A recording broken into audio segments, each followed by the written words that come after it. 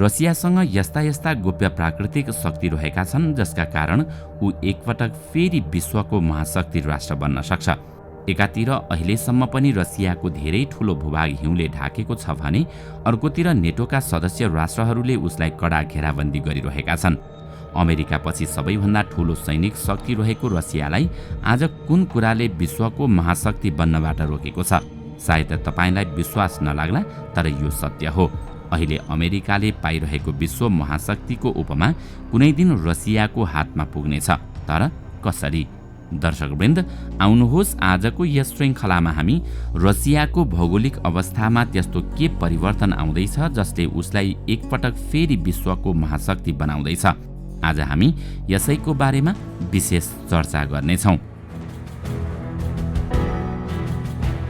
क्षेत्रफलको हिसाबले रसिया संसारको सबैभन्दा ठूलो देश हो। यो देश यति ठूलो छ कि जब सूर्योदयको समय हुन्छ तब एकातिरका मानिसहरू सुत्ने तर्खर गरिरहेका हुन्छन् भने अर्कोतर्फका मानिसहरू उठ्ने तर्खर गरिरहेका हुन्छन्। त्यसो त रसिया क्षेत्रफलमा मात्रै ठूलो छैन, यसको जमिनमुनि संसारको सबैभन्दा ठूलो तेल तथा ग्यासको भण्डार पनि रहेको छ। विश्वमा प्राकृतिक ग्यास भण्डारमा रसिया पहिलो नम्बरमा आउँछ भने तेल भण्डारमा 8औं नम्बरमा आउँछ। सन् 2021 मा गरिएको एक अनुसन्धान अनुसार युरोपका अधिकांश देश ग्यास तथा तेलका लागि पूर्ण रूपमा रसियासँग निर्भर छन्। पूरा युरोपमा प्रयोग हुने 40% ग्यास रसियाबाट नै निर्यात हुने गर्दछ। यदि रसियाले युरोपमा ग्यास पठाउन छोड्यो भने युरोपको अर्थतन्त्रमा नराम्रो प्रभाव पर्छ। प्राकृतिक साधनले भरिएको जमिनको ठूलो भूभाग हुनुका साथै रसिया गहुँको सबैभन्दा ठूलो निर्यातकर्ता पनि हो। संसारभर प्रयोग हुने गहुँको 18% हिस्सा रसियाबाटै निर्यात हुन्छ। यति धेरै फाइदाजनक अवस्था हुँदाहुँदै पनि रसियासँग यस्तो भूगोल विद्यमान छ जसका कारण उसलाई विश्वको महाशक्ति राष्ट्र बन्न कुनै कुराले रोकिरहेको छ। रसियाको धेरैजसो भूभाग चिसो मौसमका कारण सधैँ हिउँले ढाकिरहन्छ, त्यसैले यसको कुनै उपयोग हुन सकेको छैन। धेरैजसो यस्तो भूभाग साइबेरियामा पर्दछ जहाँ वर्षभरिको औसत तापक्रम 0.5 डिग्री सेल्सियस हुन्छ। संसारको सबैभन्दा चिसो सहर पनि रसियाको यही भागमा अवस्थित छ। यो सहरको तापक्रम हिउँद महिनामा -71 डिग्री सेल्सियससम्म पुग्छ। यो सहरलाई ओइमायोकोनका नामले चिनिन्छ। रसियाको धेरैजसो भूभाग चरम चिसोका कारण सधैँ नै जनजीवन प्रभावित भइरहन्छ। यही कारण क्षेत्रफलको हिसाबले रसियाको जनसङ्ख्या एकदमै थोरै छ।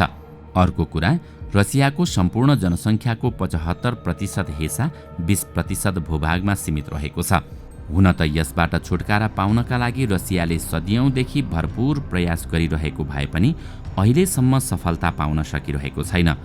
रसियाको जमिन मात्रै होइन, यसको तटीय क्षेत्र पनि अमेरिकाको भन्दा धेरै छ। रसियाको तटीय क्षेत्र 37,650 किलोमिटर लामो छ। तर यो तटीय क्षेत्रमा पनि रसियाले अनेक समस्या झेल्नु परिरहेको छ। आन्द्र महासागर लगभग वर्षभरि नै हिउँले ढाकेको हुन्छ। यति लामो तटीय क्षेत्र भएर पनि यो तट रसियाका लागि कुनै प्रयोगमा आउन सकेको छैन। जुन देशसँग जति धेरै समुद्री क्षेत्र हुन्छ उसले उति नै धेरै देशसँग व्यापार गर्न सक्छ। धेरै व्यापारको अर्थ हो ऊ त्यति नै धनी र शक्तिशाली बन्छ। समुद्री मार्गबाट नै संसारभर थोरै मूल्यमा सामान ढुवानी गर्न सकिन्छ। हिउँका कारण यहाँ कार्गो जहाज चल्न कठिन मात्रै होइन, यो यात्रा धेरै जोखिमपूर्ण पनि हुन्छ। यति लामो तटीय क्षेत्र भएर पनि रसियाले दोस्रो देशसँग निकै कठिनपूर्वक व्यापार गरिरहेको छ। वर्तमान समयमा रसिया जम्मा 3वटा बन्दरगाहबाट मात्रै सम्पूर्ण देशको व्यापार गर्न बाध्य छ। यी 3 मध्ये रसियाको पूर्वमा रहेको भ्लादिभोस्तोक बन्दरगाह वर्षको धेरै महिना हिउँले ढाकेको हुन्छ।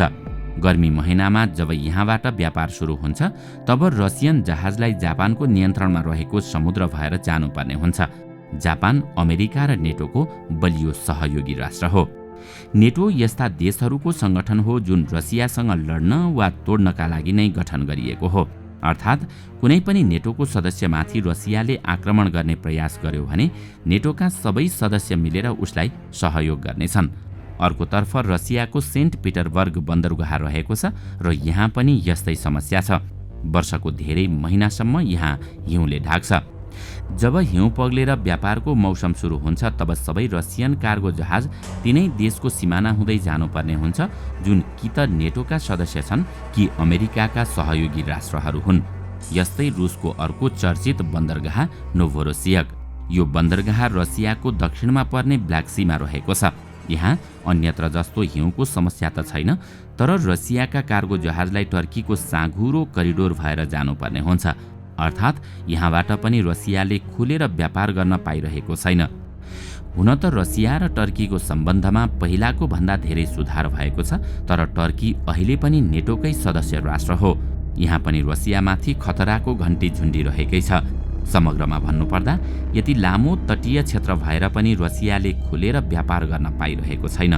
पहिलो कुरा त हिउँका कारण अनुकूल मौसमको प्रतीक्षा गर्नुपर्ने हुन्छ भने मौसम अनुकूल हुँदा पनि आफ्नै दुश्मन नेटोका सदस्य र अमेरिकाको सहयोगी देशको क्षेत्र भएर जानुपर्ने हुन्छ। यति हुँदाहुँदै पनि रसिया जीडीपी र्याङ्किङमा विश्वमा 11औं स्थानमा छ। त्यसो त कुन देश कति सफल छ भन्ने कुरा जीडीपी र्याङ्किङबाट पनि पत्ता लगाउन सकिन्छ, तर कुनै पनि देश कति शक्तिशाली छ भनेर मापन गर्ने तरिका भने यो होइन। जीडीपी भन्दा पर गएर सैन्य शक्तिको चर्चा गर्ने हो भने पनि रसियन सैनिकसँग संसारको सबैभन्दा बढी परमाणु हतियार छ, मतलब अमेरिकाको भन्दा पनि धेरै।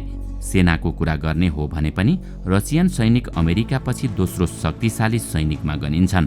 सैन्य बलमा रसिया पहिलो हुन नसक्नुको मुख्य कारण यहाँको अत्यन्तै चिसो मौसम नै हो। अर्कोतर्फ यहाँको चिसो मौसमकै कारणले गर्दा नै अहिलेसम्म रसियालाई कसैले पनि आफ्नो नियन्त्रणमा लिन भने सकेको छैन। कुनै समय नेपोलियनले 6 लाख सैनिक लिएर रसियामाथि कब्जा गर्ने प्रयास गरेका थिए, तर यहाँको चिसो मौसमका कारण नेपोलियनका सेनाले घुँडा टेक्नु पर्यो। 6 लाख सेनामध्ये जम्मा 1 लाख सैनिक मात्रै रसियाबाट जीवित फर्केका थिए। दोस्रो विश्वयुद्धमा हिटलरले 38 लाख सैनिक लिएर रसियामाथि आक्रमण गरेका थिए। रसियामाथि कब्जा गर्नु त टाढाको कुरा, त्यहाँ 10 लाख जर्मन सैनिक मारिए र बचेकालाई रसियन सैनिकले बन्दी बनाए। यो हारबाट हिटलरलाई यति ठुलो झट्का लाग्यो कि उनले आत्महत्या नै गरे। रसियालाई अघि बढ्न एउटै कुराले अवरोध पुर्याइरहेको छ र त्यो हो यहाँको अत्यधिक चिसो मौसम। चिसो मौसमले नसताउने हो भने उसले उत्तरमा रहेको समुद्रलाई व्यापारका लागि प्रयोगमा ल्याएर अझ शक्तिशाली बन्न सक्छ। यसका साथै रसियाका धेरै क्षेत्रमा सुन, युरेनियम र हिरा जस्ता बहुमूल्य खनिज रहेका छन्, तर चिसो मौसमका कारण यी खनिज पदार्थको उत्खनन गर्न सकिएको छैन। यदि यस्तो मौसम नहुने हो भने यी सबै खनिज पदार्थ उत्खनन गरेर रसिया सफलताको शिखरमा पुग्न सक्छ। यसका साथै रसिया गहुँको पनि सबैभन्दा ठूलो निर्यातकर्ता हो। रसिया अहिलेसम्म आफ्नो जम्मा 20% जमिन प्रयोग गरेर संसारको सबैभन्दा ठूलो गहुँ निर्यातकर्ता बन्न सक्छ भने उसले 100% जमिन उपयोग गर्न सक्षम भयो भने के मात्रै गर्न सक्छ होला। यदि भविष्यमा यस्तो अवस्था आयो भने रसियाले जीडीपी र्याङ्किङमा अमेरिकालाई पनि उछिन्न सक्छ। यो सुन्दा सायद तपाईलाई अचम्म लाग्न सक्छ। भविष्यमा रसिया चिसोको समस्याबाट बाहिर निस्कँदैछ, किनकि अहिले पृथ्वीमा तापक्रम बढ्दैछ, मतलब ग्लोबल वार्मिङ। ग्लोबल वार्मिङका कारण आगामी दिनमा रसिया एकपटक फेरि महाशक्ति राष्ट्र बन्न सक्छ। विश्वका ती तमाम देश जहाँको तापक्रम 11 देखि 15 डिग्री सेल्सियससम्म हुन्छ त्यसलाई मानव उत्पादनशीलताको सबैभन्दा उत्तम तापक्रम भनिन्छ। जहाँको तापक्रम 11 डिग्री भन्दा कम वा 15 डिग्री भन्दा धेरै हुन्छ त्यहाँ मानव उत्पादनशीलता कम हुन थाल्छ। उत्तम तापक्रम भएका देशहरू अमेरिका, जापान, दक्षिण कोरिया र चीन, जो आज विश्वमा सफल देशको रूपमा गनिएका छन्। विशेषज्ञहरूका अनुसार ग्लोबल वार्मिङका कारण प्रत्येक वर्ष जुन हिसाबले हिउँ पग्लिरहेको छ यसरी नै हिउँ पग्लिँदै जाने हो भने सन् 2280 सम्ममा उत्तरको तापक्रम पनि त्यत्तिकै हाराहारीमा पुग्नेछ। त्यसपछि अलास्का, क्यानाडा, ग्रिनल्यान्ड, आइसल्यान्ड र विशेष गरी रसियाको दिन चम्किनेछ। नासाको विश्लेषण अनुसार सन् 1979 मा आन्ध्र महासागरमा धेरै हिउँ थियो, तर समयसँगै यो हिउँ पग्लिँदै गयो र सन् 2019 मा आइपुग्दा थोरै मात्र बाँकी रह्यो। नासाको तथ्याङ्क अनुसार आन्ध्र महासागरको हिउँ प्रत्येक वर्ष 13% घटिरहेको छ। यो तापक्रम यसरी नै अघि बढिरह्यो भने सन् 2035 सम्ममा आन्ध्र महासागरमा हिउँ नै बाँकी रहने छैन। यसबाट सबैभन्दा धेरै फाइदा रसियालाई हुँदैछ। यसका साथै रसियालाई अर्को फाइदा पनि हुँदैछ। मौसम परिवर्तनका कारण हिउँ पग्लिनाले समुद्र सतह दिन प्रतिदिन वृद्धि भइरहेको छ। समुद्र सतह बढ्दै गएपछि समुद्र सतहमा बनेका सहर डुब्नेछन्। अमेरिकाका धेरैजसो मुख्य सहर समुद्री तटमा रहेका छन्। ती सहरले आगामी दिनमा धेरै नै समस्या झेल्नुपर्ने हुन्छ। पुरै सहर खाली गर्नुपर्ने अवस्था पनि आउन सक्छ र यसका लागि करोडौं डलर खर्च हुन्छ। तर रसियाका 3वटा सहर मात्रै समुद्र नजिक छन् भने अन्य सबै मुख्य सहर समुद्रभन्दा कम्तीमा 600 किलोमिटर टाढा रहेका छन्। यसबाट पनि आगामी दिनमा रसियालाई निकै फाइदा पुग्ने देखिन्छ। इजिप्टमा रहेको स्विस नहरले युरोप र एसियालाई जोड्ने गर्दछ। चीन मात्रै होइन, एसियाबाट युरोप जाने सबै जहाजले यही नहर प्रयोग गर्नुपर्ने हुन्छ। त्यसका लागि जहाजहरूले इजिप्ट सागरलाई निकै महँगो कर तिर्नु पर्दछ। प्रत्येक वर्ष करिब 20,000 जहाजले यो नहर प्रयोग गर्दछन्। त्यसका लागि प्रत्येक जहाजले इजिप्ट सरकारलाई करिब $4 लाख कर तिर्नु पर्दछ। एक वर्षमा इजिप्ट सरकारले जहाज करका रूपमा मात्रै $8 अर्ब कमाइ गर्दछ। यो बाटो हुँदै चीनको साङ्घाईबाट युरोपको रोटरडम बन्दरगाहसम्म पुग्न एउटा जहाजलाई 37 दिन लाग्छ। यसको दूरी 18,000 किलोमिटर छ। तर आन्द्र महासागरको हिउँ पग्लिसकेपछि यी जहाज रसिया हुँदै जानेछन् र यही दूरी 10,500 किलोमिटरमा सीमित हुनेछ भने त्यसका लागि 22 दिन मात्र लाग्नेछ। त्यसबाट चाइनिज कम्पनीको लाखौं डलर ढुवानी खर्च बच्नेछ भने चीनले रसियालाई कर स्वरूप भारी पैसा तिर्नेछ। कृषिदेखि प्राकृतिक ग्याससम्म अनि बहुमूल्य खनिजको उत्खननदेखि जनसङ्ख्या वृद्धिसम्म मौसम परिवर्तनका कारण हुने सबै प्रक्रियाबाट रसियालाई अत्यधिक फाइदा हुने देखिन्छ। यी सबै कारणले गर्दा आगामी 50 देखि 60 वर्षमा रसिया एकपटक फेरि विश्व महाशक्ति बनेर निस्कनेछ। दर्शकवृन्द, तपाईलाई आजको यो श्रृङ्खला कस्तो लाग्यो हामीलाई कमेन्टमा अवश्य बताउनुहोला। साथै आजको श्रृङ्खला तपाईलाई राम्रो लाग्यो भने लाइक तथा शेयर गरी हाम्रो च्यानललाई सब्स्क्राइब गर्न नभुल्नुहोला र साथमा रहेको बेल आइकन पनि थिच्नुहोस् ताकि हामीले अपलोड गर्ने नयाँ भिडियोको जानकारी सबैभन्दा पहिला तपाईलाई प्राप्त होस्। आजका लागि यति नै। अर्को भिडियोमा अझै रोचक तथ्य लिएर आउने नै छौँ। तबसम्मको लागि बिदा दिनुहोस्। नमस्कार।